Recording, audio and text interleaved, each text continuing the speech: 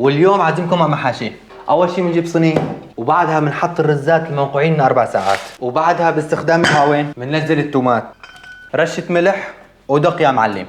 وبعد ما سوينا التوم برها بننزله فوق الرز. اهم شيء ما ننسى الملح مع رشه فلفل ومع رشه نعناع. ومن جهه استخدام دبس البندوره بنحط ملعقه وبنلحقهم نص كاسه مي وبنحرك، زاد شوي بنحرك، ومباشره بنلحقهم على الرز. وما بننسى نضيف اللحمه وزيت الزيتون شيء اساسي.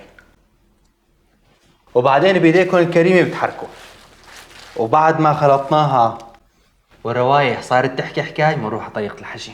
وبناخذ باذنجان وبناخذ شوي وبنحشي. يا ترى ايش قد بدنا نحشي؟ نصها فقط لا غير، لان رح يتضاعف حجم الرز، بنخلي مساحه. وبنجيب اكبر طنجره وبنصير بنصفط بقلبها. شوفوا لي يا صلاتك يا محمد. طبعا نحن ما معبينه كثير، كل ما نخلي مجال وما يطلع، يعني ما في داعي تسكروا ينها على فكره.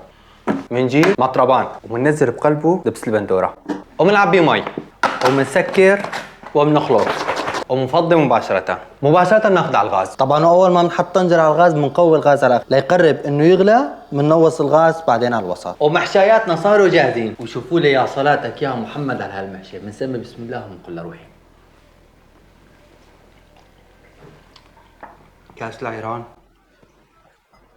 يعني شوبات ومحاشي بدها عيران خيو. ولك يا ويل ولا ويل ولا ويل ولا قلبي انا. يعني هذا المحشي اللي معلم بيخليك في عالم تاني. بامان الله.